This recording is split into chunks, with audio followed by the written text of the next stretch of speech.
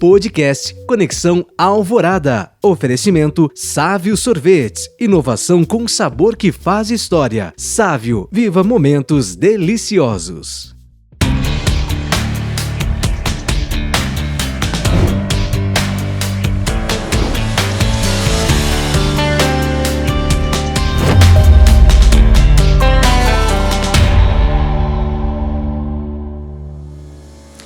Olá, seja muito bem-vindo, bem-vinda ao podcast Conexão Alvorada, essa conexão conosco mesmo, essa conexão com os outros e a conexão com Deus.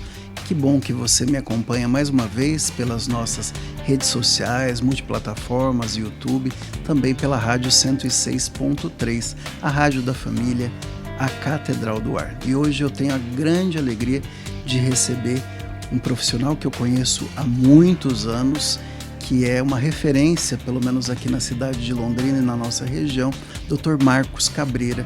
É um geriatra, ele é professor da Universidade Estadual de Londrina, quase já se aposentando, e ele vem hoje para nos trazer mais informações aí sobre como viver mais e melhor, como funciona essa questão da longevidade, né? Envelhecer com saúde. Dr. Marcos, é uma alegria recebê-lo aqui no nosso podcast hoje. Eu que fico muito feliz de estar aqui novamente, né, nesse lugar que tem uma participação tão grande, né, na casa de tanta gente, e eu também agradeço a cada um de vocês que estão escutando, né, o fato da gente estar indo na casa de vocês, falando, conversando e falando sobre um tema muito importante, né, e até de uma certa maneira uma surpresa para a gente, né, que agora nós envelhecemos, temos a possibilidade de vivermos mais, então nós vamos viver mais essa fase do envelhecimento. Que ótimo.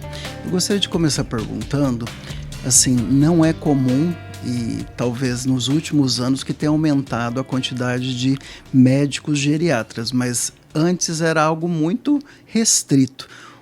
Como surgiu essa sua vontade, né, essa sua vocação para a medicina e depois focando exatamente na geriatria? Olha, interessante, né? Assim, por que a geriatria é uma área, talvez uma das mais novas da medicina? Porque o idoso é um indivíduo novo na sociedade. Se nós estivéssemos falando, você me disse que essa nossa rádio tem 60 anos, quando ela começou há 60 anos, nós tínhamos uma expectativa de vida de no máximo 50 anos. Então, quem passava dos 50 anos estava no lucro. Existia uma ou outra pessoa que envelhecia mais, né? Todo mundo tem um parente que chegou a uma certa idade, mas não era a média das pessoas. Então, este indivíduo novo, idoso, ele é um indivíduo novo na nossa sociedade. Então, a geriatria ela é nova. No meu caso, eu sempre quis ser um clínico que olhasse para as pessoas como um todo, né? Nunca eu fiquei com vontade de ser um especialista do coração, do pulmão, do sistema nervoso ou das articulações. Eu queria olhar para esse indivíduo como um todo. E aí, descobrindo a clínica médica, eu descobri a geriatria, que é uma especialidade que obrigatoriamente você tem que olhar o indivíduo como um todo, né? Porque a gente sabe que a doença, que o processo de sofrimento em relação à doença, ele não fica só restrito ao corpo, né? Ele tem uma abrangência muito maior. Dr. Marcos, nós sabemos bem que, como o senhor disse, né, as pessoas estão vivendo muito mais. Mas viver muito mais não significa que ela vai envelhecer bem. Como que pode acontecer esse envelhecimento saudável? É muito interessante, né, Padre? Se você imaginar que nós ganhamos da tecnologia, ganhamos do avanço da ciência anos de vida. Nós estamos com uma vida mais espichada, estamos vivendo mais tempo. Só que nós não temos a garantia de que esses anos que nós estamos recebendo a mais, muitas vezes 10, 15, 20 anos a mais do que os nossos pais tiveram, vão ter qualidade. Sabe por quê? Porque a ciência, a tecnologia, a estrutura de gestão de uma cidade, ela espicha o tempo da vida, só que ela não dá qualidade, porque a qualidade a gente vai conseguir com a gente mesmo. É o que a gente chama de um processo de autogestão. É cada um de nós que faz diferença. Então, o que faz a gente ter qualidade de vida não é se eu consigo comprar um remédio caro, se eu consigo fazer um exame caro ou se eu tenho o melhor médico disponível na cidade. Não é o salário que eu ganho, não é em que hospital que eu me interno, não é isso que faz garantir a qualidade de vida, e sim o que eu como, tá certo? Com quem eu como, né? Como eu durmo, né? Com as situações assim, como é que eu interajo com as pessoas, como é que eu cuido da minha vida social, afetiva, a vida espiritual. Tudo isso hoje a gente sabe que tem um impacto muito grande na qualidade de vida ao envelhecer.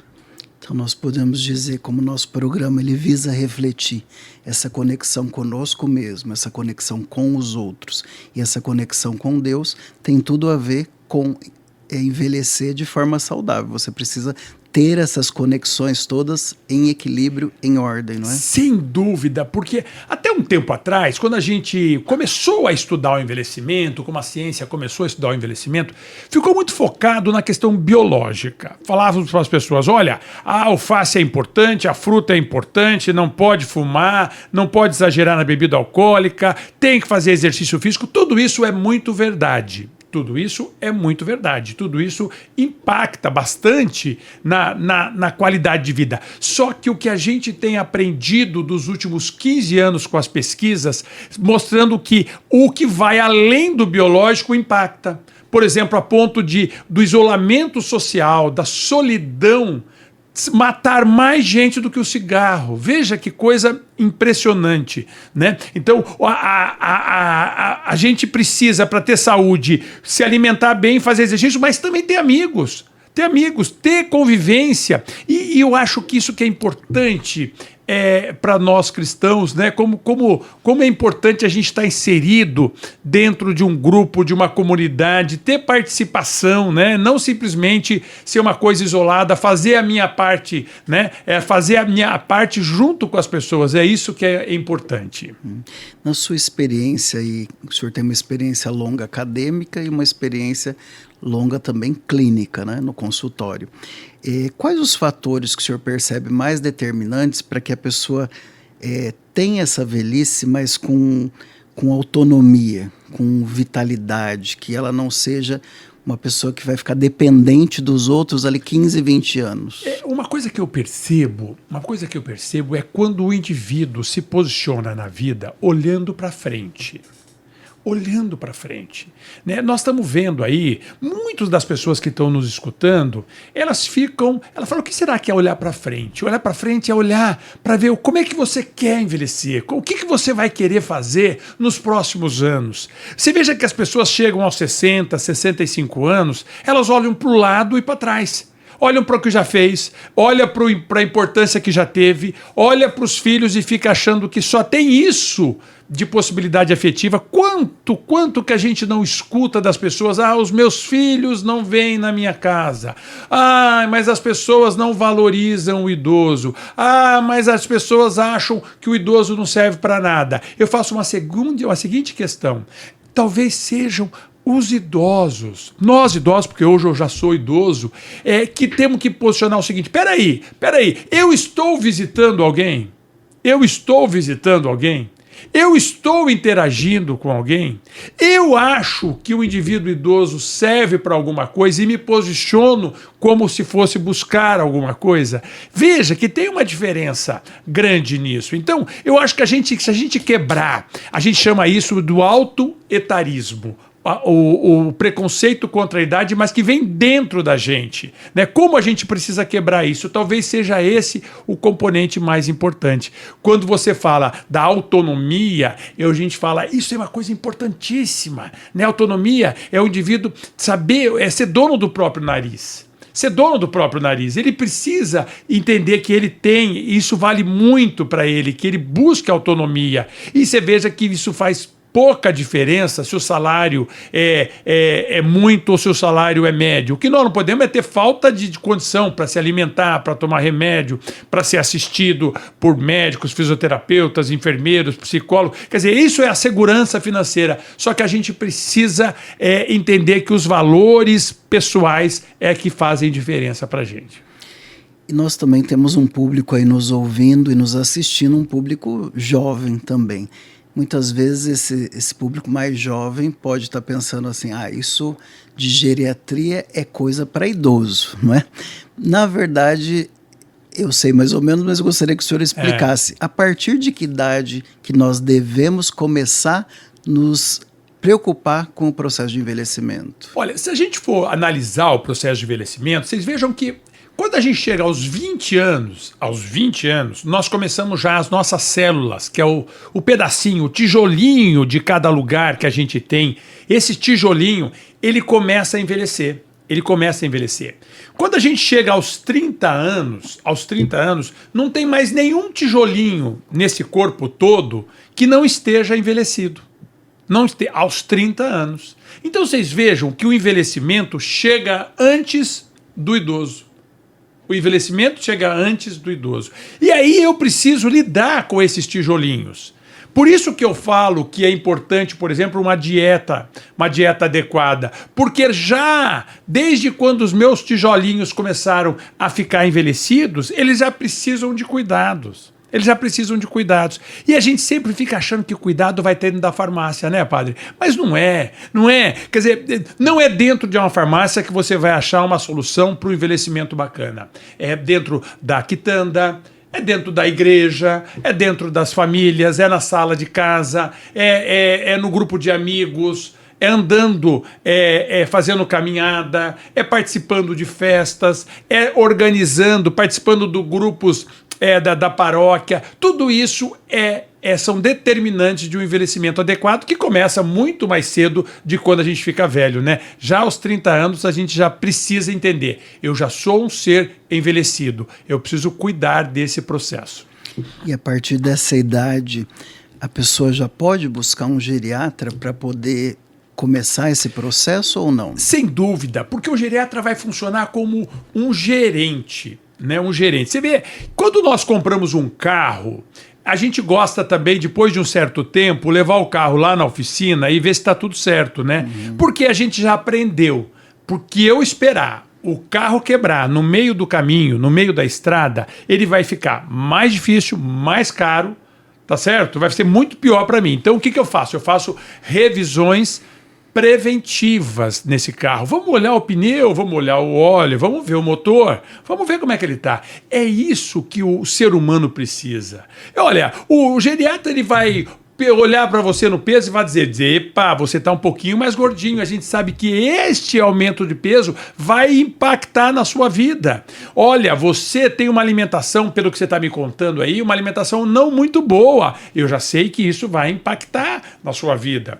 Eu também estou percebendo que você está um indivíduo muito isolado. Você é um indivíduo que tem pouca interação social. Isso também vai impactar na sua vida. Você veja que o médico ele pode ser esse indivíduo aí, promotor de saúde para esse indivíduo por mais tempo. E você que está acompanhando o nosso podcast Conexão Alvorada, ele conta com o apoio da Sávio Sorvetes, uma marca de sorvetes da cidade de Londrina. Sabe por quê? Porque a qualidade se prova no sabor. Os sorvetes da Sávio são feitos com 73% de leite e ingredientes de primeira. E agora, além dos clássicos que você ama, temos aí os novos sabores, pistache, creme de avelã e os packs de picolés para a família toda.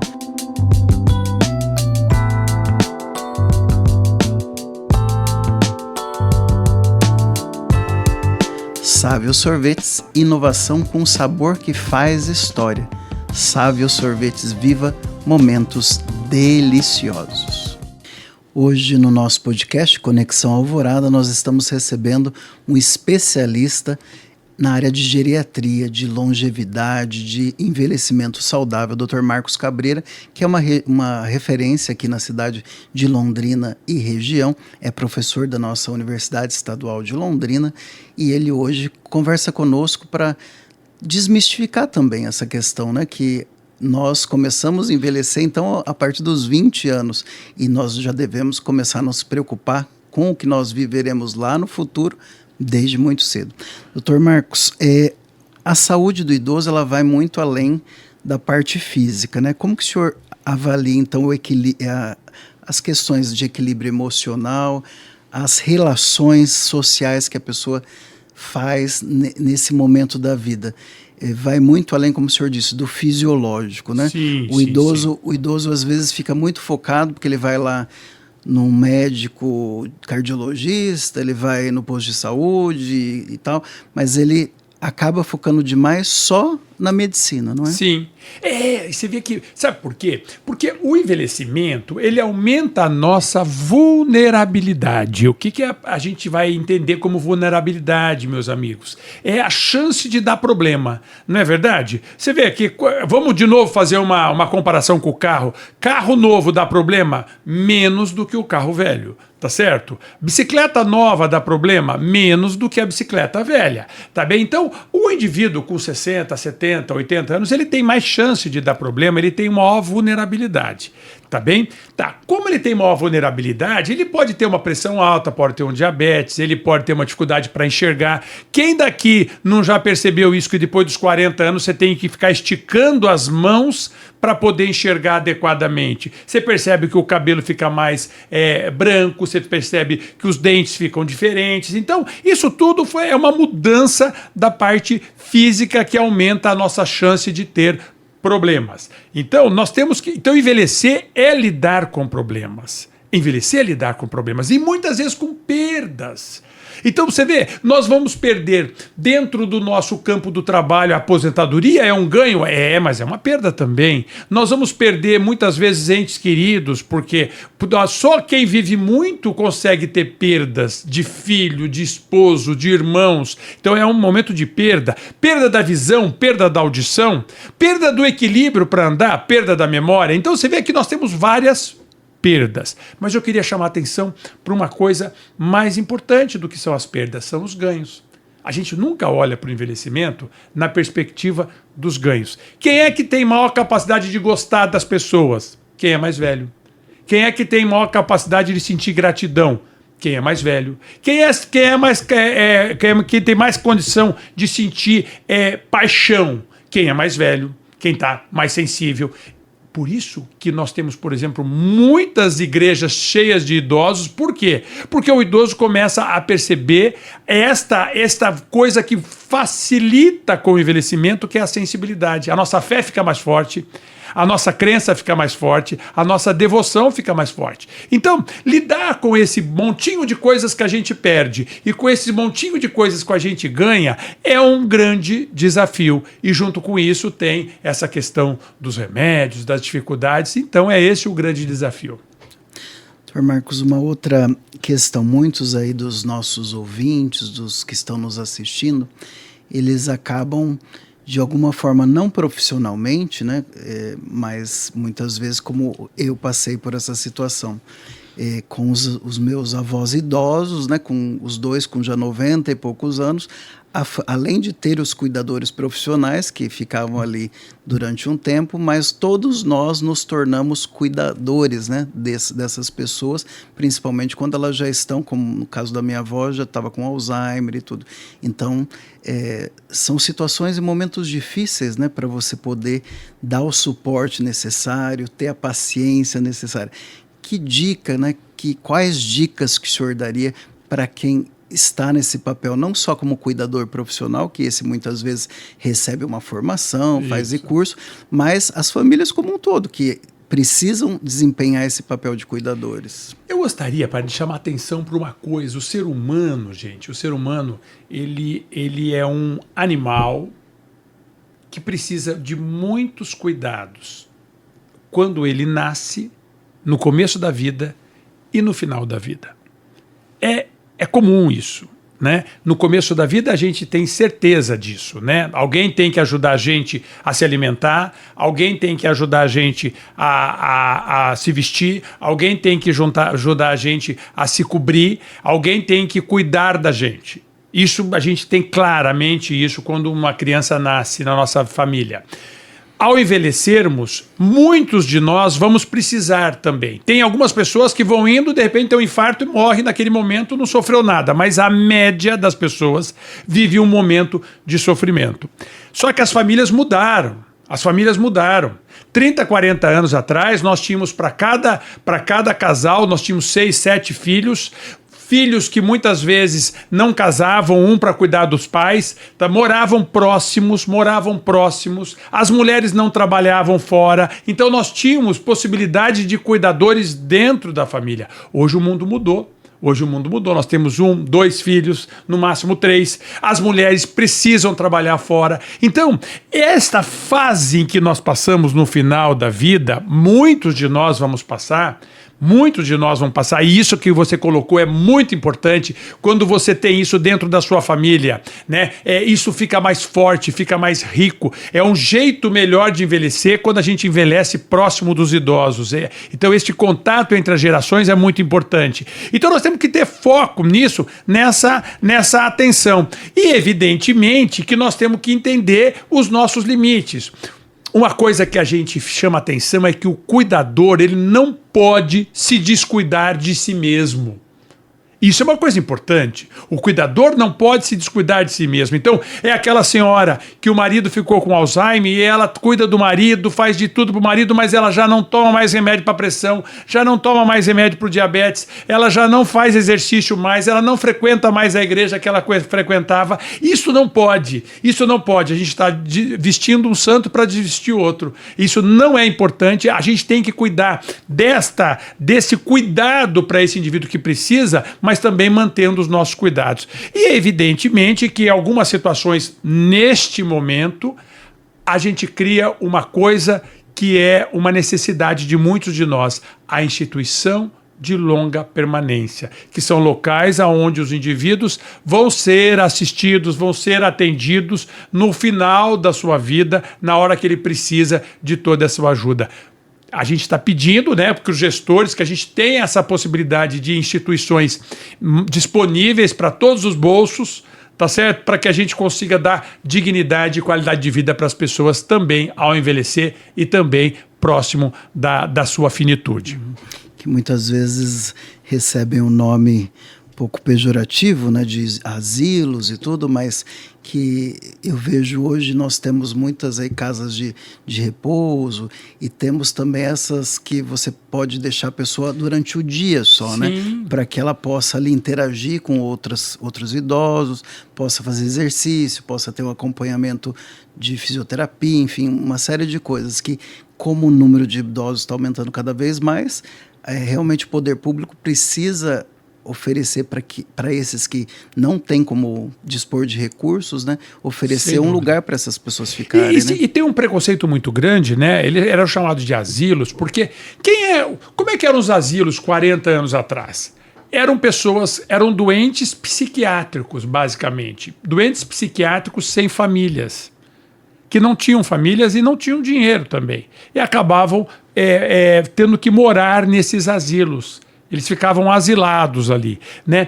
Hoje, nós temos dificuldades, né? Nós não podemos achar que nós vamos conseguir... Outra coisa, morar dentro de uma família, por exemplo, com o seu filho, com a sua nora, com os seus netos, achar que todo mundo vai fazer companhia para você é uma ilusão. Então, se eu estou dentro de um ambiente coletivo, como você bem colocou, durante o dia e vou dormir à noite em casa, ou vivo naquele lugar, aquele é o meu lar, eu acho que a gente pode conseguir dignidade e qualidade de vida. Nós temos vários exemplos de lugares simples, onde não tem luxo, mas tem muito amor, tem muita compaixão, muita empatia de todos que trabalham ali em relação aos indivíduos que já estão sofrendo.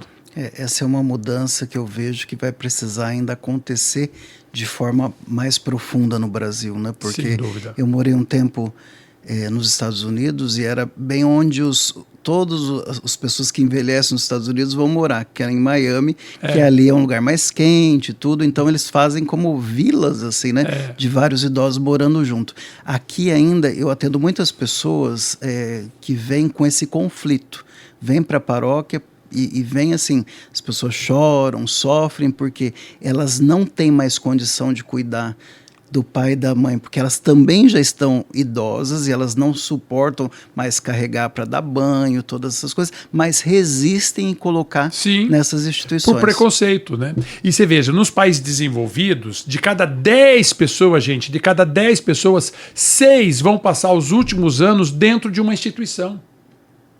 Por que são 6? Porque são pessoas que não tiveram uma família muito grande, são pessoas que fizeram essa opção, né? Tem uma relação com os filhos diferente. Isso não significa um filho que procura uma instituição para levar o pai, não significa que ele está jogando ele lá. Muitas vezes ele consegue viabilizar um amor maior numa instituição do que ficava dentro de casa com todo o estresse, com toda a carga na cabeça mesmo. Então, isso é uma coisa importante, é uma mudança de mentalidade que o Brasil está precisando ter.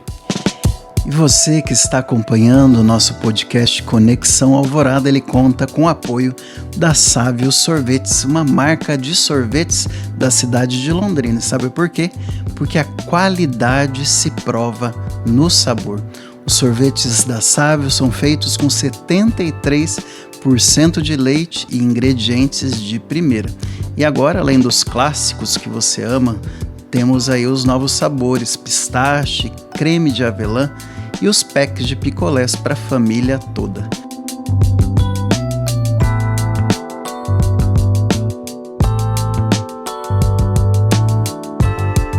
Sávio Sorvetes, inovação com sabor que faz história.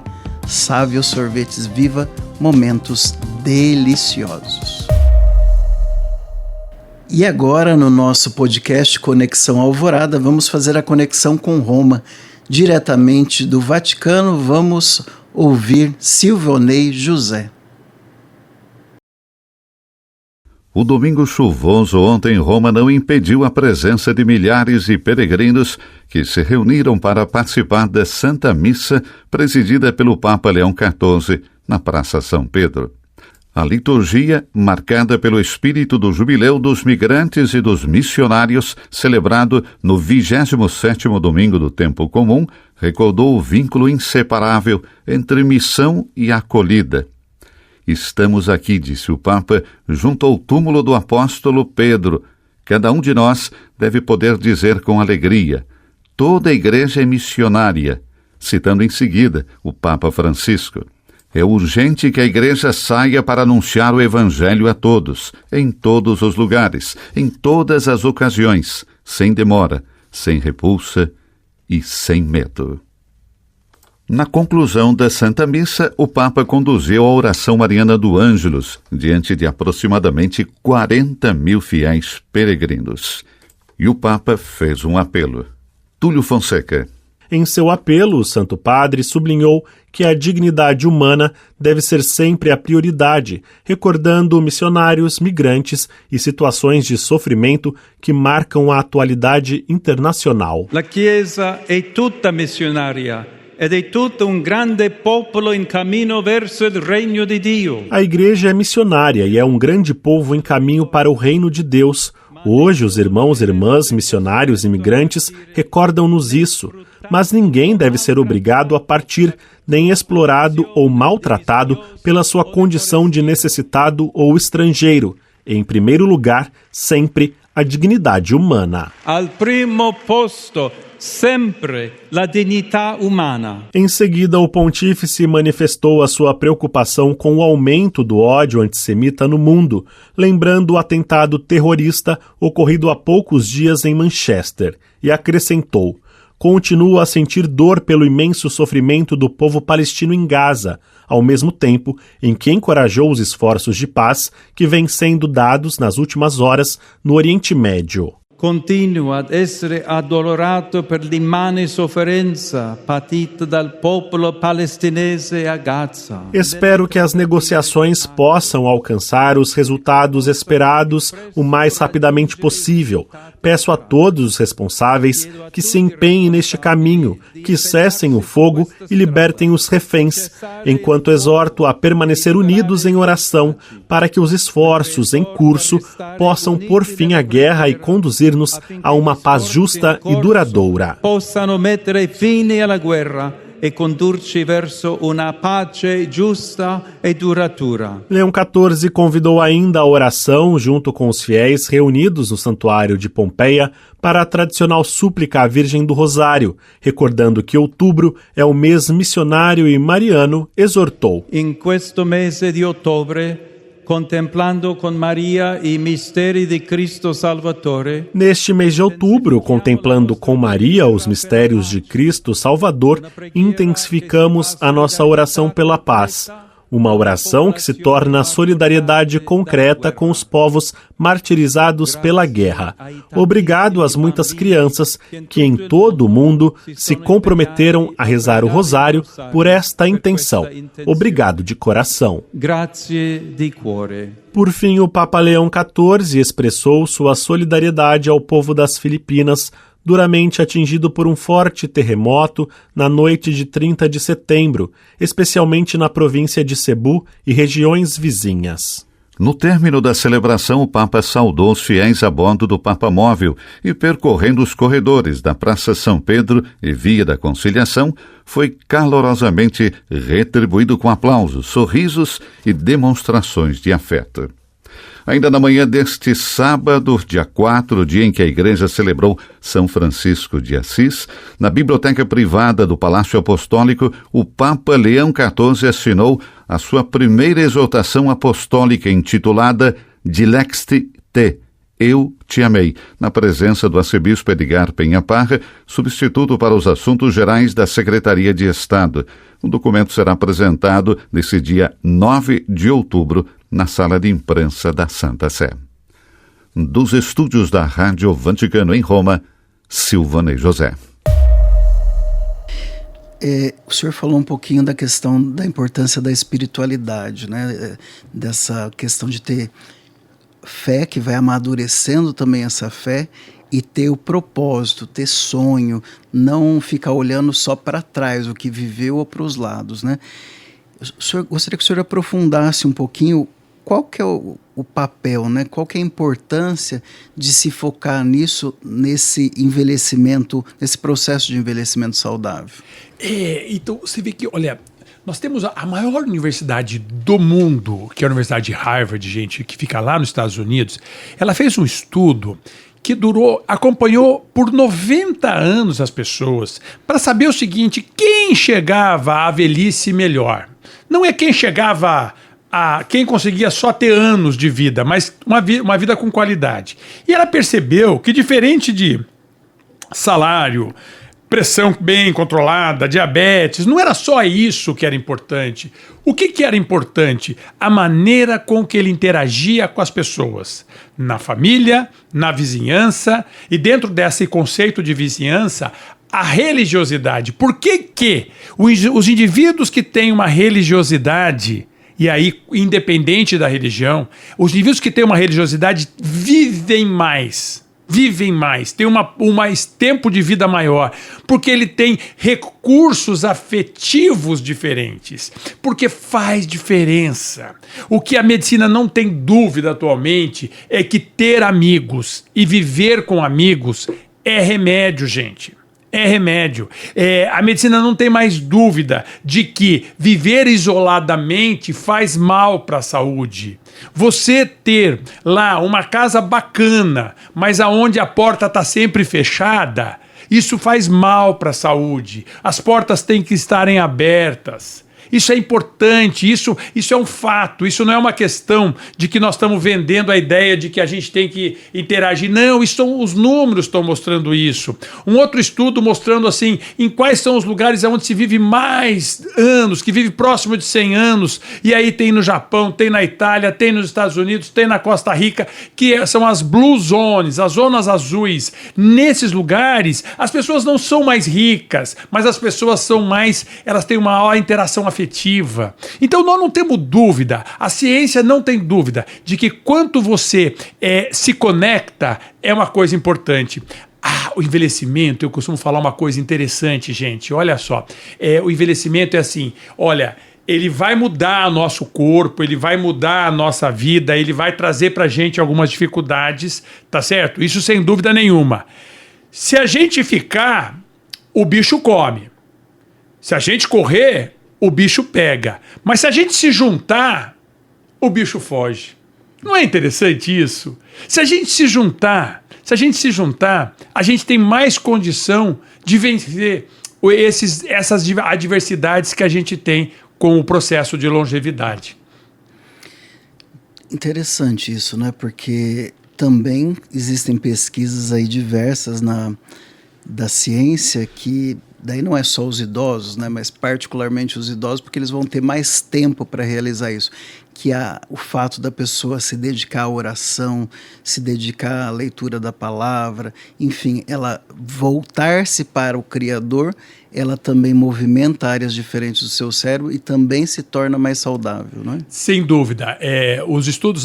na Califórnia eles estudam muito isso, sabe? As universidades lá, os psicólogos estudam o que faz diferença, né? Parece que quando você acredita em alguma coisa que vai além do seu corpo, além do material, isso ajuda a estimulação neurológica. O cérebro, por muito tempo, a gente achava que era um órgão que estava pronto e que a gente não mexia mais. Não, faz diferença, faz muita diferença. Por isso que a gente precisa estimular a nossa cabeça. E dentro da nossa fé cristã, por exemplo, na Igreja Católica, a gente percebe isso, né? Como a leitura da palavra, o envolvimento com as pessoas, a participação em atividades que vão além do momento da missa, como traz para a gente uma paz, traz uma alegria, repercute nas pessoas, mas além de tudo isso, repercute numa saúde biológica e mental melhor. É interessante, né? Vários estudos mostrando que as virtudes humanas, essas que a gente tão bem vê na nossa igreja, a gente vê muita gente falando, as virtudes humanas, a generosidade, o otimismo, o perdão, a compaixão, a empatia, são virtudes que ajudam o outro, mas fundamentalmente transforma o dono das virtudes. Então, quando a gente estimula para o indivíduo ter mais compaixão, mais generosidade, exercitar o perdão, ele está melhorando as suas células, está melhorando a sua condição de saúde para que ele continue enfrentando as adversidades que a gente tem. E a gente tem um nome para isso, né? Que é a resiliência. A gente ganha uma resiliência, que é a capacidade de enfrentar problemas. Hoje o nosso convidado no podcast Conexão Alvorada, Dr. Marcos Cabreira, nos ensinando aí todo esse processo bonito de envelhecer, não só mais tempo de vida, mas envelhecer de forma saudável. Dr. Marcos, uma outra coisa que preocupa muitas pessoas antes da mudança da lei da Previdência, as pessoas estavam se aposentando muito cedo, né? Existe aí uma camada da população aposentada com 45, 50 anos, né? E as pessoas, muitas vezes, elas não mudam sua rotina, assim, conseguem buscar outras tarefas e vão para frente. Outras não, elas mudam bruscamente a rotina, deixam de fazer muitas atividades e acabam entrando em depressão e tantos outros fatos. Que dicas que o senhor daria para que a pessoa ainda está em plena produtividade, né? O que ela pode fazer para não acontecer isso? Isso é uma coisa importante, né? Você vê que muita gente, as pessoas se aposentaram aos 45, 50 anos e foram surpreendidos com um pacote de mais 40 anos de vida aposentado, né? É uma alegria, é um prazer, né? Só que aí que tá, gente. O trabalho, ele tem como objetivo só colocar dinheiro dentro de casa? Não. O trabalho é o propósito. O trabalho é o sentido que eu dou à minha vida. Tá certo? Então, evidentemente que se eu tenho o privilégio de não precisar trabalhar para ter dinheiro em casa, e esse dinheiro vai chegar, né, independente, e eu posso escolher o que fazer, não é no sofá que eu tenho que ficar. Sofá não faz bem para a saúde, gente. Vocês já perceberam isso. Então, o trabalho, quer dizer, este indivíduo que se aposenta, ele precisa continuar produzindo alguma coisa. E aí que está a grande diferença, é o grande privilégio da aposentadoria. A partir de agora, eu vou fazer aquilo que eu tiver prazer.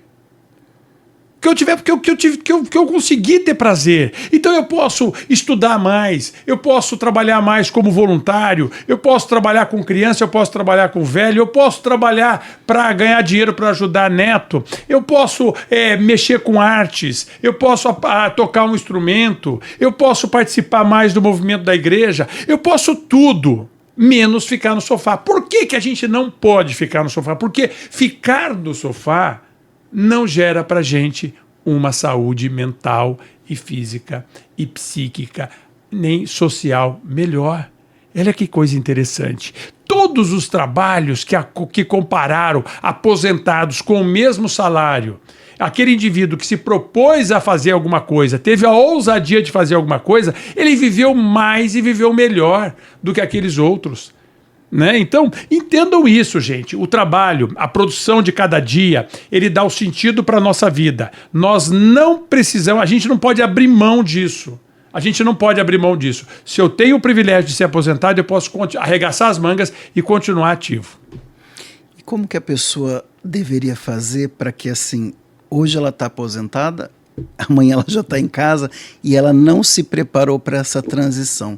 Que dicas que o senhor daria para a pessoa ir construindo pouco a pouco essa transição? Você veja que é um luto previsível, né? Por exemplo, muitos de nós tivemos perdas na vida que foram completamente imprevisíveis. Perdemos um irmão, perdemos os pais, perdemos, por exemplo, o emprego, fomos mandados embora, perdemos um casamento que se desfez, que não deu certo. Isso foram perdas que a gente não imaginava, a gente não esperava. Agora, a aposentadoria é uma perda previsível, inclusive desejada, né? Nós temos aí muita gente que vive os últimos 10 anos de vida só pensando em aposentadoria. Tá bem, tá. Aí nós temos que preparar para essa perda. Porque não é só uma mudança do que eu vou fazer, que roupa eu vou vestir, se é o pijama ou se é o terno ou se é a calça para trabalhar.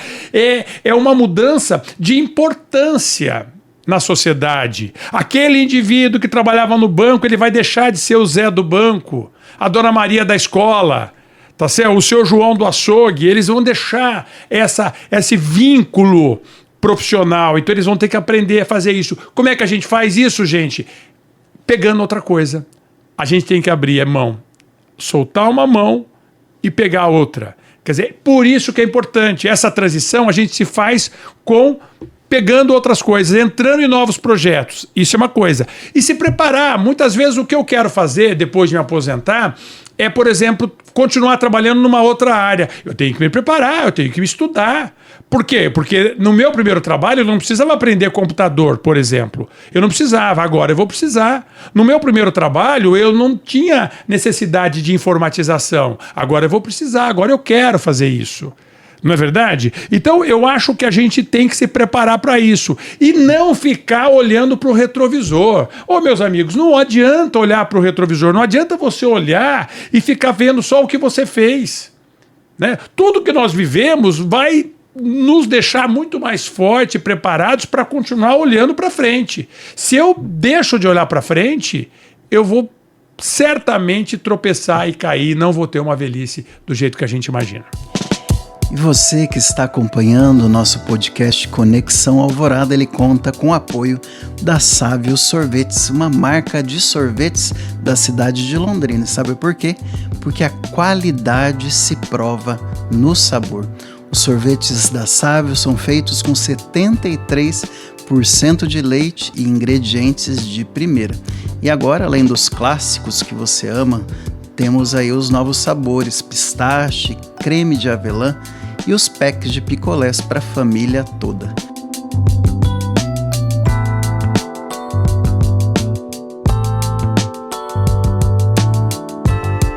Sávio Sorvetes, inovação com sabor que faz história. Sávio Sorvetes, viva momentos deliciosos. Doutor Marcos, uma coisa que o senhor fala muito, até em palestras que eu já assisti do senhor, é sobre viver com propósito, né? Mas não só nessa última fase já como idoso, mas viver com propósito em todas as fases da nossa vida. Conta um pouquinho para o pessoal que está nos assistindo, nos escutando, o que é de fato viver com propósito. Então, né, o propósito é bem assim, sabe? O propósito é assim, para que eu sirvo? Qual é o meu projeto para mim, né? Porque todos nós, em algum momento da vida, a gente torceu para o nosso projeto. Né? Você pode ver que o adolescente ele tem muito bem o que é propósito, né? Ele quer, ele tanto quer que ele é tão egoísta, ele só pensa no propósito dele. Mas é uma fase onde ele tem isso muito forte. Né? Depois a gente começa a viver a vida, muitas vezes a gente corre atrás de propósitos que não foram nossos. Quantos de nós não corre atrás de bens materiais que não eram necessidade nossas? Quantos de nós não colocamos os nossos propósitos, as nossas expectativas embaixo do tapete e deixamos, vamos pagar os boletos, depois eu vejo o que eu vou fazer com essa minha vontade. Então, o que mais define um propósito é você olhar para o espelho, meu amigo, e dizer o seguinte, esse cara que eu estou vendo no espelho, o que ele quer? O que deixa ele com o olho brilhando? O que ele almeja? Poxa vida, nós estamos nessa vida para fazer isso, né? Ganhamos esse corpo, essa natureza de Deus, porque Ele esperava que a gente florescesse. Cada um de nós tem um tipo de flor para dar. Cada um de nós tem alguma coisa a render. Uns com mais elegância, outros com menos elegância, outros com mais palavras difíceis, outros com menos palavras difíceis, outros com coisas mais simples, outros com coisas mais complexas. Mas cada um de nós, todos nós, temos alguma coisa a florescer, né? A gerar. Então nós temos que estar atrás disso. Então viver com propósito é isso. Não perca os seus propósitos. E a velhice, ela acaba um pouco com os nossos propósitos, porque parece dar a impressão que o que já foi feito, já foi feito. Isso era, gente, quando as pessoas, quem passava dos 50 anos, ficava assim, daqui a pouco eu vou morrer. Uns demorava 30 para morrer, a maioria demorava 2 anos para morria com 52 anos, mas não mudava muito. Hoje não. Hoje todo mundo que chegou aos 50 anos já sabe que vai viver pelo menos 25 anos. Se vai viver bem ou mal, a gente não sabe, mas que vai viver, vai. Pelo amor de Deus, doutor Marcos, vou fazer 50 já em setembro. Então, você tem uma vida muito grande. Hoje, a expectativa de vida de quem chega aos 50 anos é para viver mais 30, 35 anos. Isso é uma coisa muito interessante, tem que olhar sempre. Imagina quanto que você pode produzir, né? Não simplesmente como um sacerdote, mas como pessoa, né? Porque são muitas facetas de um indivíduo só, né? Eu acho que talvez seja esse o nosso desafio. O nosso desafio, né, é preencher todas essas necessidades. Eu, por exemplo, como sou um médico e um professor, eu fico pensando, né, o que eu mais posso render? Né? Aonde eu posso mais render, onde eu posso mais interferir na vida das pessoas e na minha própria vida. E principalmente nesse tempo que nós vivemos de Brasil, me parece, pelo que eu tenho visto nas pesquisas, está ganhando o primeiro lugar em nível de ansiedade do mundo. Sem dúvida. Nós temos aí um ritmo de estresse, essa correria do dia a dia, prejudica muito, com certeza, esse envelhecer saudável. Que dicas que o senhor daria, então, para a pessoa tentar reencontrar um ritmo mais saudável, mais feliz? Essa questão da saúde mental, psíquica é uma coisa importante, né? Você vê que nós temos que lembrar que o corpo humano, ele não gosta de ser maltratado, né? Quando ele é maltratado, ele não rende a mesma coisa. Quando você come demais, ou come de menos, ou come errado, eu não tenho a mesma disposição. Quando eu durmo demais, ou durmo de menos, ou durmo mal, eu não tenho a mesma disposição, a mesma alegria, o mesmo brilho nos olhos. Quando eu não treino bem o meu músculo, o meu coração, eu não tenho essa mesma disposição. Só que a gente já percebeu que o corpo humano precisa muito mais do que essas questões biológicas. Ele precisa também desse sentido da vida, que é outra coisa que faz diferença para a sua saúde emocional. E é isso que nós já falamos muito aqui, que a saúde emocional também precisa de conexões afetivas. Nós precisamos de conexões afetivas. O ser humano, ele vive do afeto. E aí a gente tem um problema que a gente limita muito o nosso afeto à nossa própria família só. Não é? Então a gente precisa se dar mais, para interagir mais afetivamente com as pessoas, com as amizades. Isso é uma coisa importante. A gente precisa olhar para essa mente e dizer o seguinte, que uma coisa é não fazer nada também é fazer bem ao cérebro, a hora do descanso. É importante. Não ser só ambicioso também faz bem para a questão da ansiedade. Agora, também ser muito folgado e não pensar no futuro também não vai fazer bem. Então, o corpo humano ele vai buscar uma coisa muito legal que é equilíbrio. Equilíbrio. Talvez a gente precise disso, equilíbrio na nossa vida, para que a gente busque o olho brilhando. O olho brilhando. Cada vez mais a gente tem uma noção errada do que é lazer. Lazer não é passar um mês de férias na praia e depois passar 11 meses trabalhando que nem doido, sem parar, sem relaxar. Ou pagando as férias. Pagando as férias, exatamente. Lazer é o que você vai fazer hoje à noite, a hora que chegar em casa, que você vai levar o cachorrinho para passear e você pode convidar a sua esposa para andar junto, para escutar uma música, para assistir um filme, não é? Lazer é você ir para num show de música que tem de forma gratuita em todos os lugares.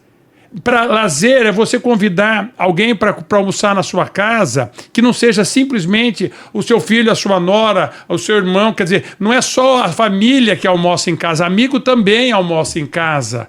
Lazer é isso. Lazer é você fazer uma boa leitura. Né?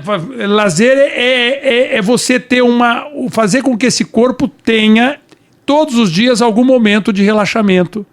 Tá bem? E lazer não é só assistir uma novela, gente, porque muitas vezes a gente está assistindo a novela e não está interagindo, tá uma coisa muito passiva. Então nós temos que valorizar isso também. O padre Christian Shankar veio a nosso convite a Londrina, ele participou do Transformação Alvorada e me deu a entrevista também. Ele falou uma coisa que me chamou muita atenção. Nós devemos ter um egoísmo saudável, ou seja, nos colocar na nossa agenda. Sim. Né?